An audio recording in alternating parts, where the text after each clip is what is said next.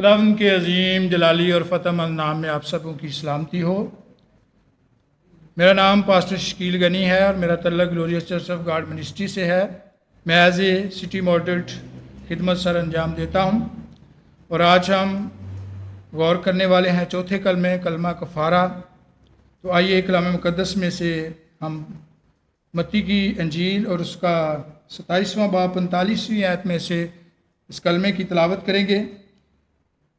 لکھا ہے، اور دوپہر سے لے کر تیسرے پہر تک تمام ملک میں اندھیرا چھایا رہا، اور تیسرے پہر کے قریب یسوع نے بڑی آواز سے چلا کر کہا، ایلی ایلی لما شبقتنی، یعنی اے میرے خدا تو نے مجھے کیوں چھوڑ دیا۔ کلمہ کفارے کے لفظی معنی ہے چھپانا، کور کرنا، ڈانپنا، دور کرنا۔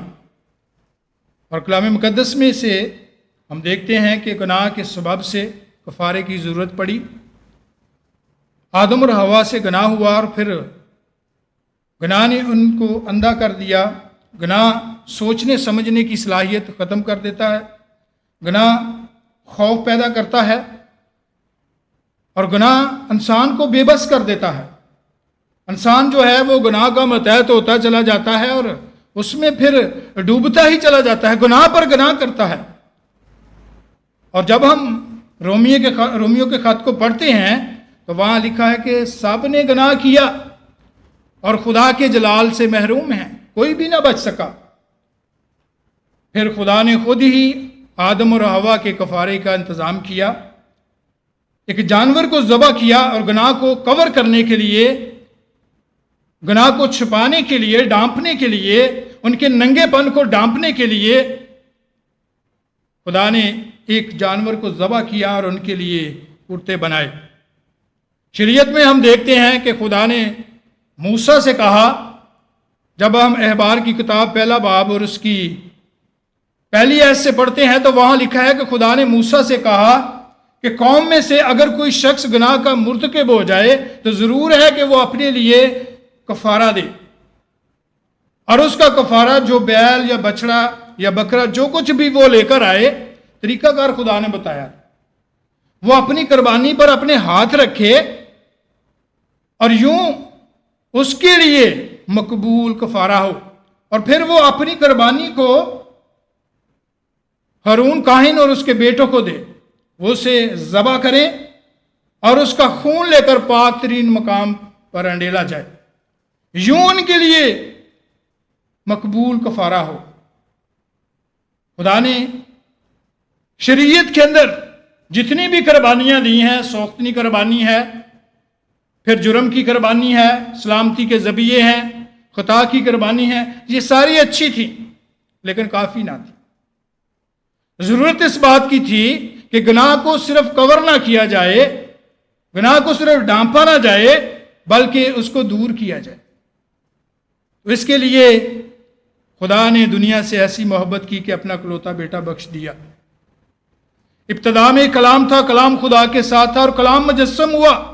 خدا کا کلمہ جو خدا کے ساتھ تھا وہ مجسم ہو کر اس دنیا میں آیا تاکہ وہ بنی نوع انسان کے گناہوں کا کفارہ دے، وہ بنی نوع انسان کے گناہ کو مٹائے، دور کرے، ختم کرے، صرف کور نہ کرے بلکہ گناہ کو دور کرے، مٹا ڈالے۔ اور اس کے لیے جب ہم دیکھتے ہیں کہ یوحنا استباغی نے جب خداوند یسوع مسیح کو اپنی طرف آتے ہوئے دیکھا تو اس نے کہا، دیکھو یہ ہے خدا کا برہ جو جہان کے گناہ اٹھا لے جاتا ہے۔ یسوع مسیح بطور برہ بن کر اس دنیا میں آیا تاکہ وہ ایک قوم کے گناہ نہیں، صرف میرے اور آپ کے گناہ نہیں، بلکہ پوری امت کے گناہوں کو وہ اٹھائے اور اپنے خون کے وسیلہ سے پاک اور صاف کرے، اور پھر گناہ کو کبھی یاد بھی نہ کرے، اس کی یاد بھی مٹا دے۔ جتنی دور پورب سے پچھم ہے، خداوند یسوع مسیح نے اپنی عظیم قربانی کے وسیلہ سے، خون بہانے کے وسیلہ سے ہمارے گناہوں کو اتنی دور ہی پھینک دیا، اور پھر یاد نہیں کرتا۔ وہ خداوند یسوع مسیح پر پوری دنیا کے گناہ رکھے گئے، اور جب وہ صلیب پر سے یہ کلمہ ادا کرتا ہے کہ اے میرے خدا تو نے مجھے کیوں چھوڑ دیا، تو اس لیے چھوڑا گیا کہ اس پر بنی نوع انسان کے گناہ تھے۔ باپ کی وہ مرضی تھی جو وہ اپنے بیٹے کے وسیلہ سے پوری کرنا چاہتا تھا، تاکہ اس کے بیٹے کا خون بہے، میرے اور آپ کے خداوند یسوع مسیح کا خون بہے، اور اس کے خون بہنے کے وسیلہ سے ہماری شفا ہو، ہم شفا بھی پائیں، ہمارا کفارہ بھی ہو، ہماری قربانی بھی ہو، اور ساتھ ساتھ ہمارے لیے یسوع کا لہو جو صلیب پر بہا ہے وہ میڈیسن کا بھی کام کرے، اس کے لہو سے ہمیں شفا ملتی رہے۔ جیسے جیسے میرا اور آپ کا خداوند ان تکلیفوں کو سہ رہا تھا، اس کے سر پر کانٹوں کا تاج رکھا گیا، اسے گھسیٹا گیا، اسے کوڑے مارے گئے، اس کا چہرہ مبارک لہو سے شرابور ہوا، تو یہ یسوع کا لہو جو ہے جب زمین پر گرا تو ساری انوائرمنٹ جو ہے وہ بھی پاک صاف ہو رہی تھی، وہ میرے اور آپ کے گناہ اپنے لہو سے دھو رہا تھا۔ اور صلیب پر اسی لیے تو خداوند یسوع مسیح کہتا ہے کہ اے میرے خدا تو نے مجھے کیوں چھوڑ دیا، تاکہ خدا اپنے ہاتھ سے اپنی مرضی کو پورا کرے۔ خدا نے عدل بھی کیا، انصاف بھی کیا، اور اپنے ہی بیٹے کو گناہ ٹھہرا کر اس پر بنی نوع انسان کے گناہوں کی عدالت کی، تاکہ عدالت کا سارا کام پورا ہو، مکمل کفارہ ہو، نبیوں کی پیشنگوئیاں پوری ہوں۔ جب ہم دیکھتے ہیں کہ خداوند یسوع مسیح جو عظیم برہ ہے، جس نے اپنا لہو بہا کر ہمارا کفارہ دیا ہے، تو خدا کا بندہ مقدس پطرس رسول فرماتا ہے کہ ہماری خلاصی فانی چیزوں سونے اور چاندی سے نہیں ہوئی، بلکہ ایک بے داغ برے مسیح کے خون سے ہوئی ہے۔ تو ہمیں یہ یاد رکھنے کی ضرورت ہے کہ خداوند یسوع مسیح نے اپنے خون کے وسیلہ سے ہمارا کفارہ دیا ہے۔ وہ بیلوں اور بچڑوں کا خون بہا کر اس نے کفارہ نہیں دیا، بلکہ اپنا لہو بہا کر کفارہ دیا ہے۔ تو ہم اس کفارے میں کیسے آتے ہیں؟ سوال یہ پیدا ہوتا ہے کہ ہم اس کفارے کو کیسے قبول کریں؟ تو اس کے لیے راستہ خداوند یسوع مسیح نے دیا ہے۔ یسوع نے تو کفارہ دے دیا، اور اب ہم نے اس کے کفارے کو کس طرح سے قبول کرنا ہے، اس کفارے کے نیچے آنا ہے، اس شٹر کے نیچے آنا ہے، تاکہ ہم اس ابدی راہ کی طرف گامزن ہو۔ ہمیں کیا کرنا ہے؟ ہمیں توبہ کرنی ہے، ہمیں بپتسمہ لینا ہے۔ جب ہم توبہ کرتے ہیں، بپتسمہ لیتے ہیں، تو پھر ہم یسوع کے کفارے کے نیچے آتے ہیں۔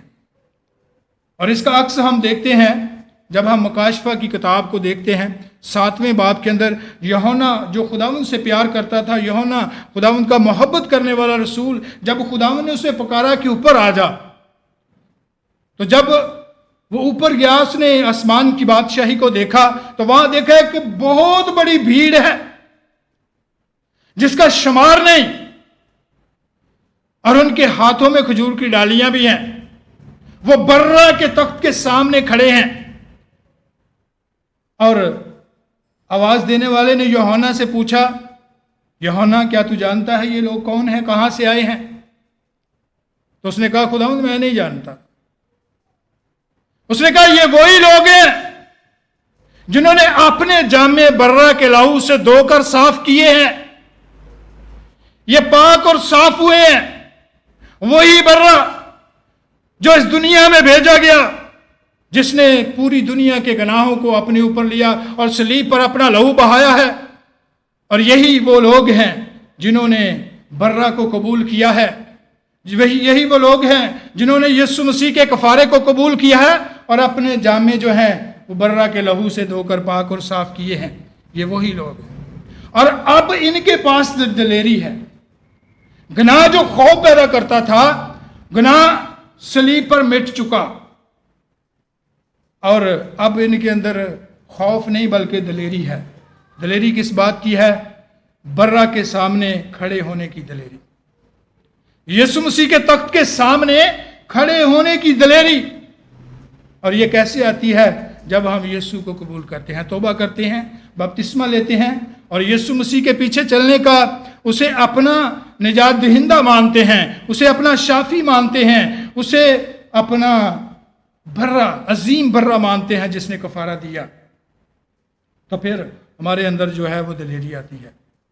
अगर मैं और आप आज वो दलेरी चाहते हैं, अगर वीवर्स आप वही बरकत चाहते हैं कि खुदा आपको भी वो बरकत दे, अगर आप चाहते हैं कि यीशु मसीह के कफ़ारे के आप नीचे आएं और आप हमेशा की ज़िंदगी में जाएं, आप मौत से निकलकर ज़िंदगी में दाखिल हों, तो आज आपको यीशु को कबूल करने की ज़रूरत है।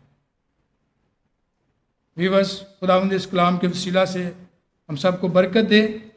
और मेरी आपसे इल्तमास होगी कि glorious church of God ministry ने जो ग्लोरियस HD टेलीविज़न खोला है, इसके वसीला से आप कलाम को सीखते हैं, आप वर्शिप को सुनते हैं, आप बरकत पाते हैं, तो ज़रूर है कि आप इस चैनल को ज़्यादा से ज़्यादा लाइक करें, शेयर करें, अपने अच्छे अच्छे कमेंट्स जो हैं वो भेजें, मज़ीद असलाह करें, अपनी राय का इस्तेमाल करें, ताकि ये चैनल जो है दिन दुगनी रात चौगनी तरक्की करे और खुशखबरी के इस अमल को जारी और सारी रखे।